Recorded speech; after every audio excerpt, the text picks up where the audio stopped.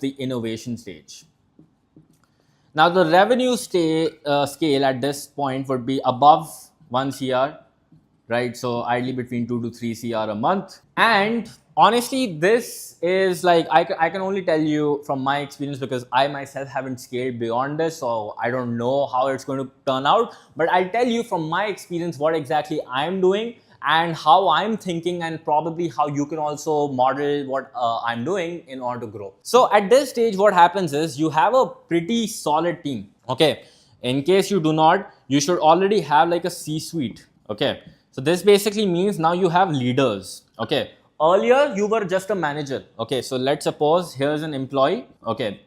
And this is you. Please excuse my beautiful art. If this person has anything they want, sir, I'm sick, sir, I need a off, sir, I don't know, like, how do you do ABCD task? This person messages you, okay, and you respond to this person.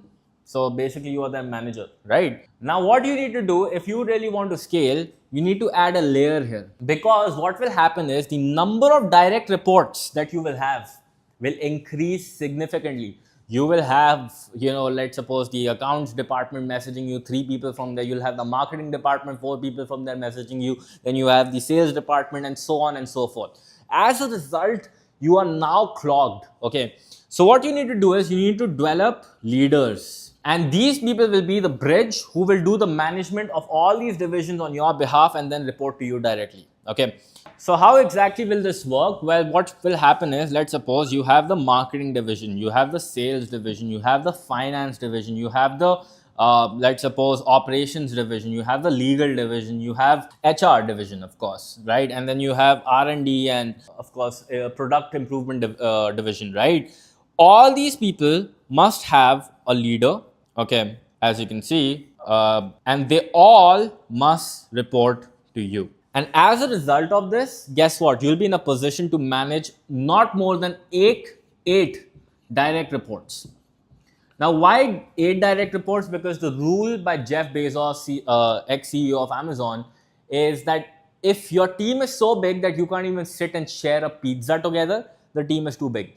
Okay, it won't work out. So these people now need to report to you. And these C-suite leaders, you have to focus your time and attention into developing them, so that you are now in a position where you can literally work less and your company keeps making more and more money, because these leaders are now equipped with a KPI to grow each department. And this is how you scale. In addition to this, where exactly would your time go? In addition to developing your C-suite, in addition to developing your leaders, your time should go into innovation. Because now the question is, Rohan, okay, I have now time. What do I do with it? I have these leaders who are doing it. What do you do, Rohan, the whole day, right? So this is when you think about the future. Okay. So for example, right now at this stage of my company, we have scaled pretty good and pretty significantly, and we already have, whatever systems and processes that we have, we are already working on that, making it better, improving that. But now me as a founder can always question and think, Rohan, what else can I do which would allow me to just act in which will allow me to actually achieve 3 things. Okay. The first thing is, how can I get more customers for my business? Because that's how we'll grow, right? How can I make existing customers more valuable? Or how can I increase the brand/enterprise value of my company? Okay. So these are the kind of decisions that you start thinking at this stage. Now, for me, example, I already had, let's suppose, we had cracked, when it comes to getting more customers, we had already cracked ads, where we were successfully running and mastering one funnel, which is the video sales letter funnel. Then we had also done email marketing. We sent a lot of emails, right? And in addition to that, we had also done outbound marketing, right? In addition to that, we thought, okay, what else can we do? So I decided to actually post valuable content on the internet, just like how I'm recording this video for you.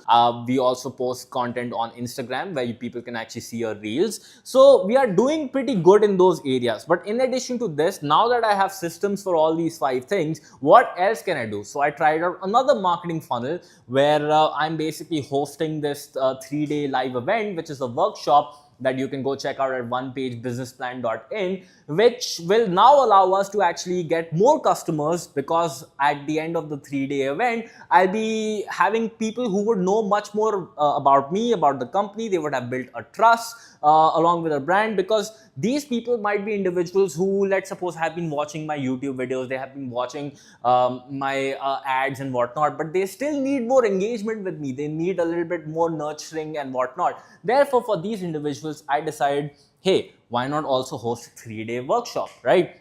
Or a 3-day challenge. So this means I start thinking, okay, how can we get more customers by innovating on that front?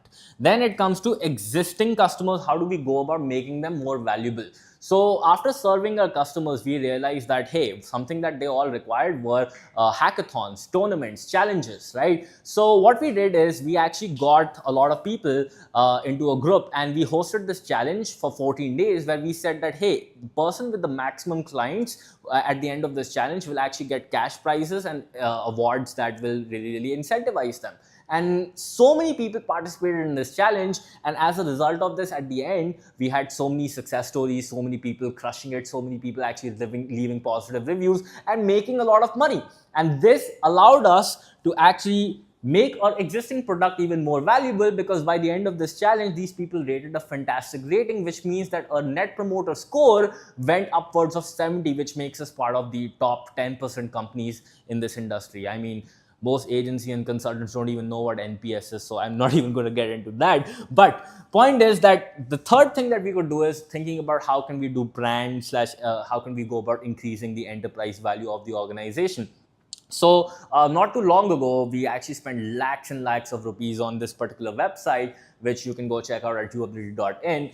And this is where I spend a lot of my time. Like, how can we go about making the branding of our organization a lot more enhanced? How do I make the prestige value look super high? And that is when we decided to actually hire one of the best web design agencies and develop, one of the most stunning websites that I've seen, at least in the space. So yeah, this is how I go about thinking, okay, what else can I do with my time so that we achieve these three things, right?